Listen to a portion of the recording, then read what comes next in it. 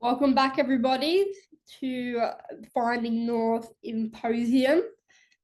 So far, we have had two or three incredible speakers, which have given some incredible insight into various topics. And this has created, for me, a really interesting perspective into parts of lived experience that I wasn't aware of. And, it's good to always be learning. I like to think of myself as someone who knows everything because I have ADHD. And so it's good to be in a environment where I'm learning stuff as well, so as much as you guys all are too. What I'd like to do now is introduce our next speaker. Lambrina identifies as she, her, and is a dedicated peer support worker who draws on her lived experience with mental health challenges to support others. Lambrina is passionate about perinatal mental health. She advocates for systemic change and reduces stigma by sharing her story with honesty and heart, helping mothers feel seen, supported, and less alone. Before I pass on to Lambrina, I'd just like to say that I believe personally that this is one of the most important topics that's not spoken about within the mental health industry. And I think that what Lambrina has to say is actually incredibly important. So I really hope that you all enjoy her speech and get a lot out of it, a lot of learning about it, and the stuff that you can take away and learn about yourself. So off to you, Lambrina. Thank you, Jess. Appreciate that. Hi, everyone. I'm Lambrina, obviously, as Jess just said. Thank you so much for having me here today. And thanks, Jess, for that beautiful intro. That was lovely. Yeah, and I do agree. I think it is a topic that we do need to talk more about, and that's why I'm here. So, yeah, I definitely agree with that. So honestly, does mean so much to me to be in this space with all of you. I know how precious lived experience is, of course, as you all do, and I don't take lightly the opportunity to share mine. So thank you. Whether you're here as a fellow mum, a lived experience worker, or someone with your own story, again, thank you for being here and honouring the space. So before I begin, I just want a quick heads up to everyone. You'll probably see me glancing at my notes here and there. This story means a lot to me, and what I'm about to say means a lot. So I've put a lot into getting the words right. I really want to do it justice. So thanks in advance if you see me glancing away here and then. Oh, and that is my title of my talk today. So what we don't say, breaking the stigma around postpartum struggles, and you'll see why I've chosen that title as I go through my speech. So thank you. We'll go to the next one. Thanks. So it is a real privilege to speak from this country today. I hold deep respect for the rich traditions, the resilience, and the care that continue to flow through Aboriginal and Torres Strait Islander communities, especially the matriarchs and the caregivers who carry so much wisdom across all the generations. Next slide, please. Thank you. Okay, so here we go. When I became a mum, I genuinely thought I was ready. As ready as you can be, I guess, in the midst of a global pandemic that we went through. Don't know what that was called back then. But what I wasn't ready for was me. How I would change and how everything I thought I knew about myself, my confidence, my independence, and my identity especially, would feel like it vanished overnight. I didn't realize that becoming a mother meant being reborn myself too, emotionally, mentally, and physically. There's a word actually I wish that I had known back in the day when I became a mum, and the word is matrescence. A lot of people don't know that word, and I don't blame you because it's not sort of in the stereotypical baby books and that sort of thing. But it's basically the transition into motherhood. It's, if you can think about adolescence, it's that same sort of significant, intense, life-altering change. And that's what happens when we become mothers. And what I discovered is that no one talks about that. We're told to focus on the baby. And I did. I poured everything I had into my son. But no one prepares you for what that focus may cost you. Next slide, please. Thank you. So the silence, it didn't come all at once. It crept in quietly under the feeding schedules and the "you must be so happy" comments, which we all get, the smiling photos, I guess, which we all post. From the outside, things looked fine, but inside, I was barely holding it together. And I felt guilty. I felt guilty for not loving every moment. Guilty because we had already gone through so much to have my son. He's an IVF baby. He was so wanted and so deeply loved. And that made the guilt even heavier. I felt ashamed that I wanted space, that I missed my old life, that I sometimes felt trapped, but I didn't have the words to say that. And even if I did, I didn't think I was allowed to say them. So I stayed quiet. And that kind of silence, it's everywhere in early motherhood. You can be surrounded by people, and often it's the loudest environments. The babies are crying, there's things happening all the time, but you can still feel completely alone. What we also don't talk about is the maternal rage, or the grief, or the numbness, or the panic, so many feelings. And when we don't talk about it, it starts to live inside us, and the stigma just grows. That silence becomes its own kind of suffering. And I've popped a quote on a few of these slides. You might notice them. I may not say them out loud, but they're quotes that you can read, I guess, privately in your own time. And they resonated with me, and I still sort of hold on to those. Next slide, please. So, what we don't say is often exactly what someone else needs to hear going through it.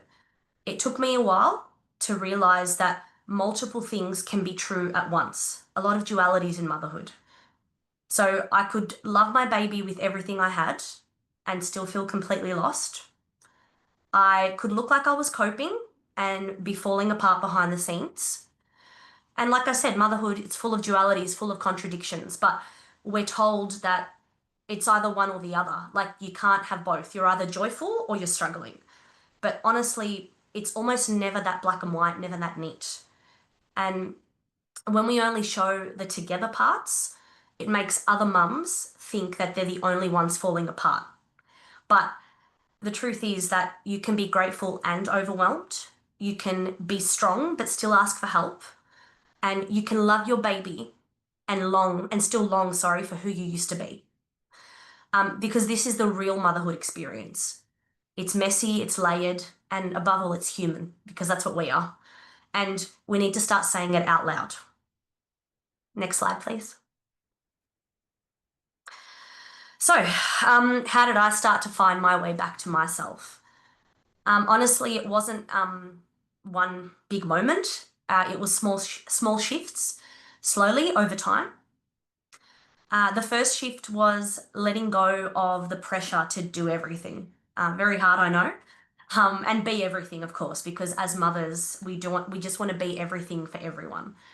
That was ultimately what was breaking me and was really, I was really struggling with.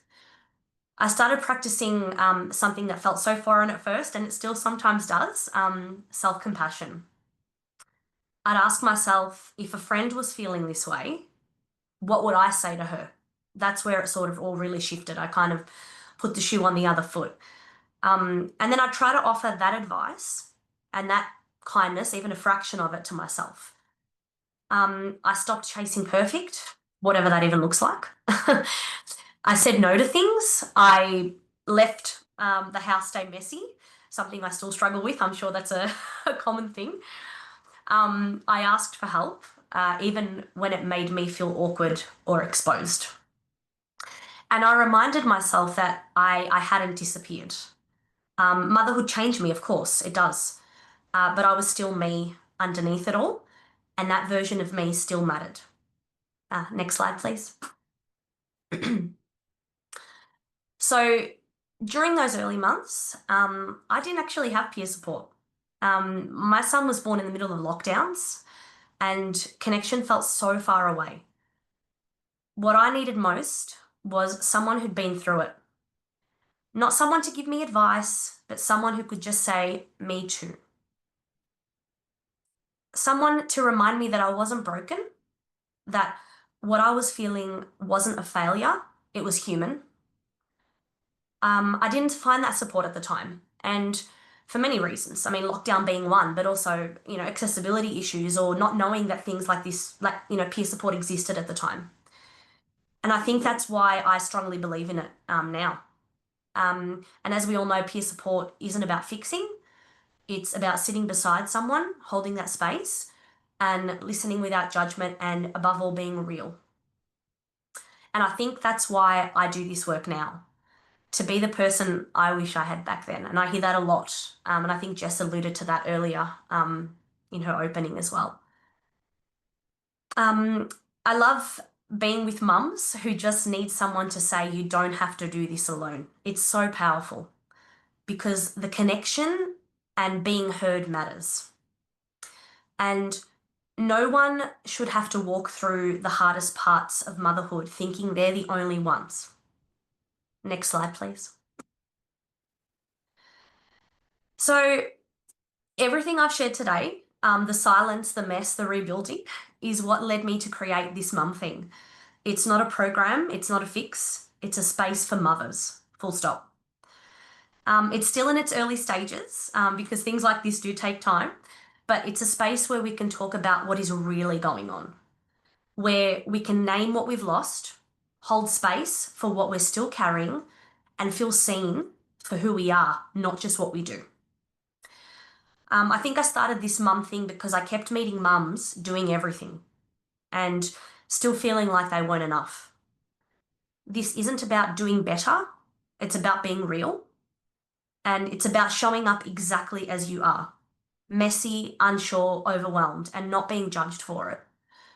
Because when we speak honestly, something truly shifts. Having, women in a room or mothers in the room sharing their stories, it's actually quite powerful. And we then realize we're not alone, and that changes everything. Next slide, please. So this is a photo of my son and I just cuddling up on the couch, probably in a moment that we both needed it. So I wanted to share that today because that's what I'm talking about. It's just real moments. So motherhood asks more of us than we ever imagined. And somewhere along the way, we're made to believe we have to hold it all together. Smile, say we're fine, keep going. And it's bloody exhausting. There's this unspoken rule. Don't say the hard stuff out loud. But just because something is common, it doesn't mean it's okay. And just because we've gotten used to pretending doesn't mean we have to keep doing it. You don't have to shrink your experience to make other people feel comfortable. You don't have to fake your way through this, and you don't need to smile to be strong. You don't, sorry, I already said that line. That's how powerful I feel. You don't need to smile to be strong. This is hard, and it's okay that it's hard. It doesn't make you weak. It doesn't make you broken. It just makes you real. And of course, we can't erase the hard bits. We can't take that away from people, but we can break the silence around them, and that's big. And in doing that, we make it safer for others to speak too, right? So I just want to say to the mum who feels invisible right now, I see you. And to the mum who feels like she's not the only one coping, I can assure you you're not. You're enough and you're not alone. So thank you so much for listening to me. This is a lot of information that I've thrown at you, but I feel very powerful about it, very strong about it, and it's quite powerful. And thank you for continuing, even when it sometimes feels impossible. And I've shared some details on the screen here. If you would like to connect with me, my inbox is open. I've got so many connections on LinkedIn. I love learning so many details about people. And yeah, thank you so much. I really appreciate you being here today. Thank you, Lambrina. That was incredibly powerful, and your information will be added into the chat box so that people will be able to access that information and be able to get in contact with you. Personally, I found that incredibly powerful, and I think that what you're doing is an incredibly important thing. We do have some questions that have come through in both the chat and the Q&A, so I'm going to try my best to get through both of them for you. So what changed for you to feel ready to let go of trying to be everything? Really good question. I think I slightly alluded to it, but to give a more sort of extended response to that was, excuse me, I'm recovering from a cold, as I think we all are. I think it was just the point of like, it was almost like a cup. I felt like a cup overflowing. So it was like, how much more can I take? And when I started to realize it was affecting my parenting, it was affecting my relationship with my husband, I finally thought that was enough. Like I just had to let things go. And it doesn't necessarily sit right, or it's like, oh, I'm incredibly fine now at letting this go or saying no to things. I think it's just the fact that you have to look after yourself and know that you can't be everything for everybody. So yeah, I don't know if there's like a clear-cut answer for that. It's just when you think that you can't take anymore, and you're not helpful to yourself and anyone else. Yeah. Okay. Great answer. Um, is there whereabouts is the mum thing based? And is there an age limit for mothers and children, and is there a cost? Yeah, thank you for that. Well, look, I'm based in Melbourne, but in terms of support, it's anywhere you are. So virtual, I mean, obviously face-to-face support is amazing where possible, but excuse me, virtual support is also available. Look, initially there's no cost in terms of connecting with me. So even if it's just someone, I've had calls with people and video chats where they just want to chat and then they're not necessarily ready to engage further on. Obviously there's no cost there.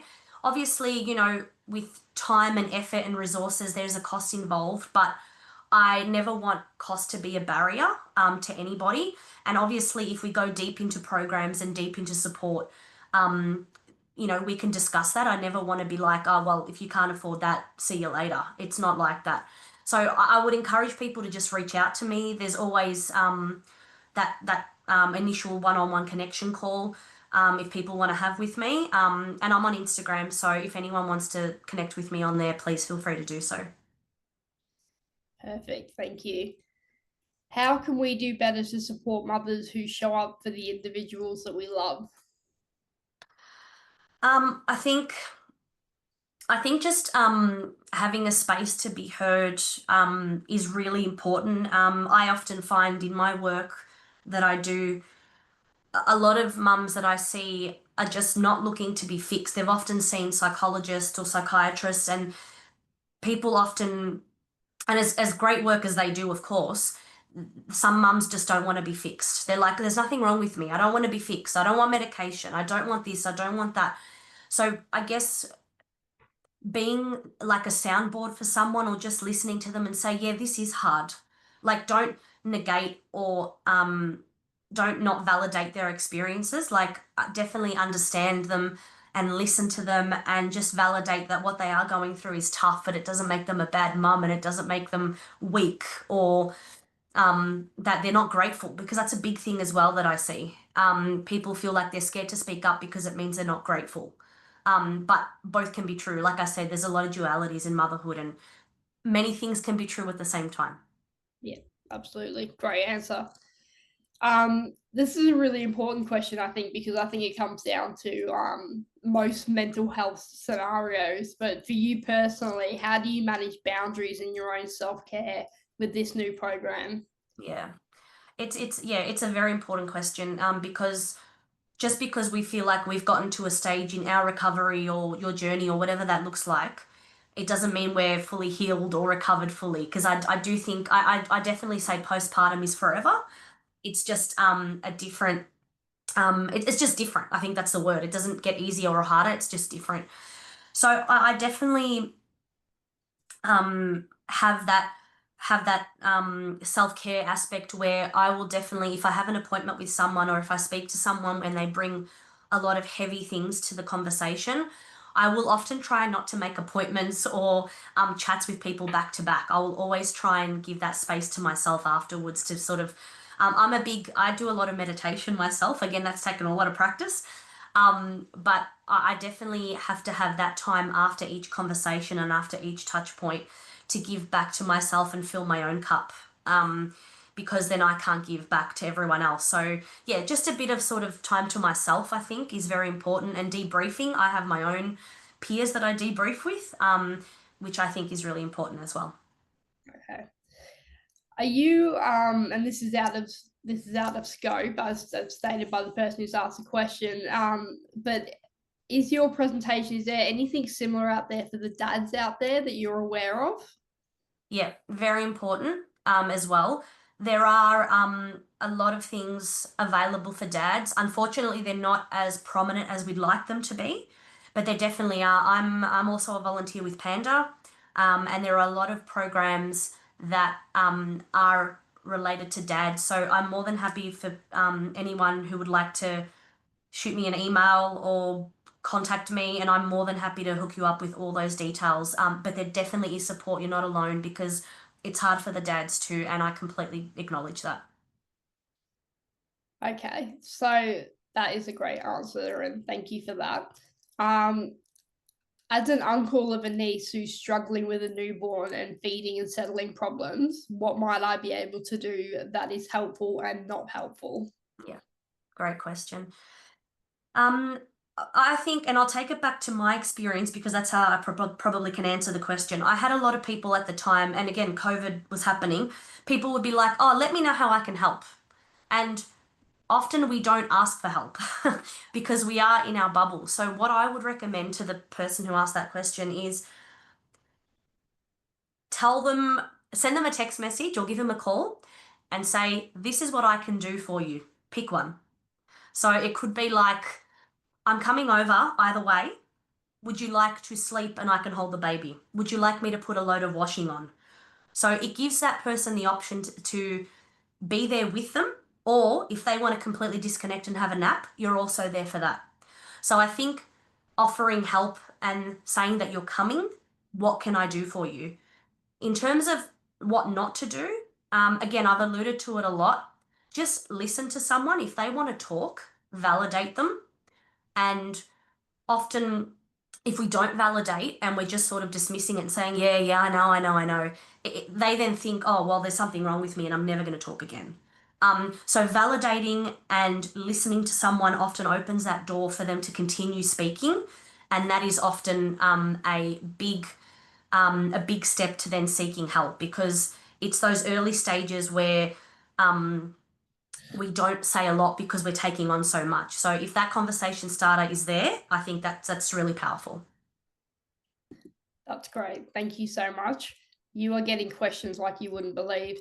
Did you grieve the person that you used to be? And if so, have you come to terms with your new way of life without feeling guilty? Yeah, that's a big one.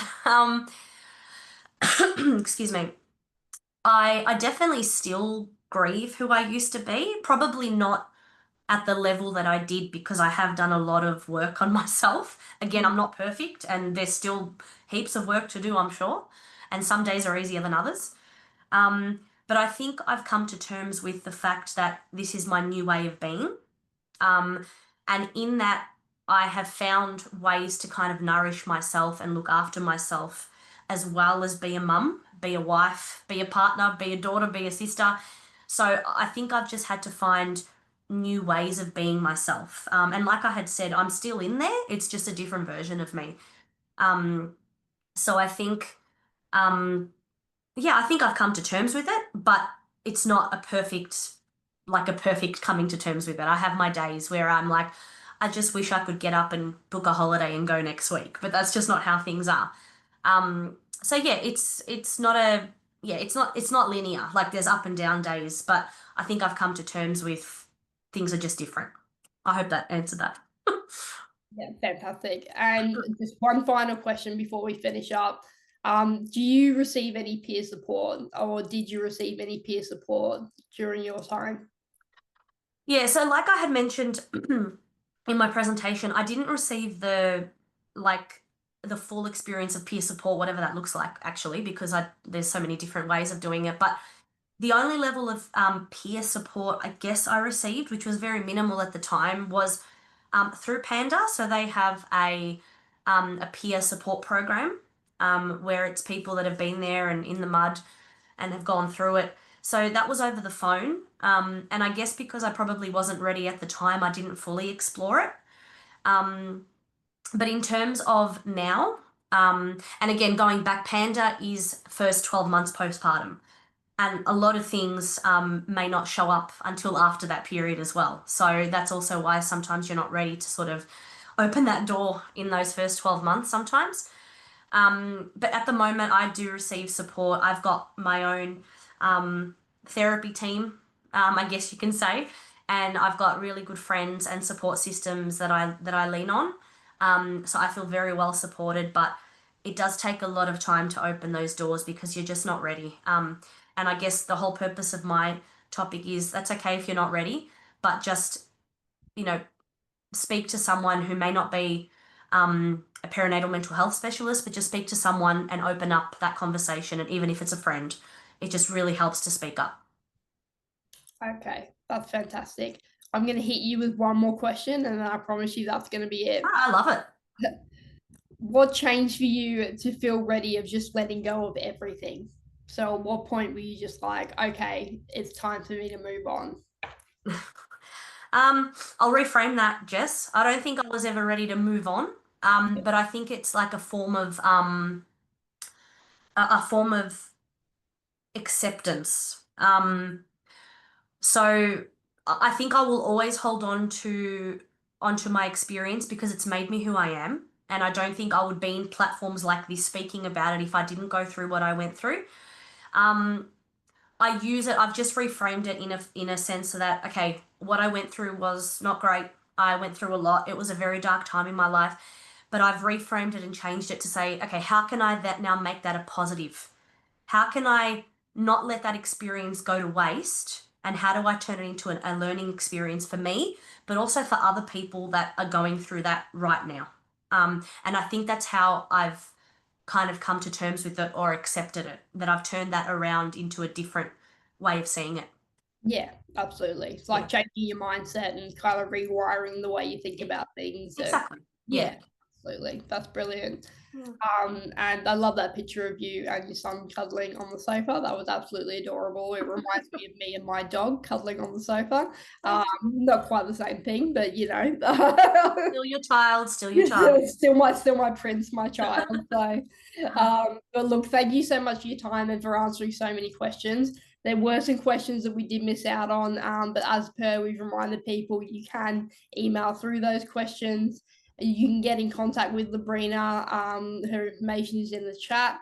If you want to know more about what she can offer through her services. And it's definitely something that we need in Australia at the moment. So thank you so much for sharing. Thanks, Jess. And thank you to everybody. And I do encourage people to reach out if they need anything. Thanks for watching. Explore more Perspectives 2025 on Finding North Network's YouTube channel.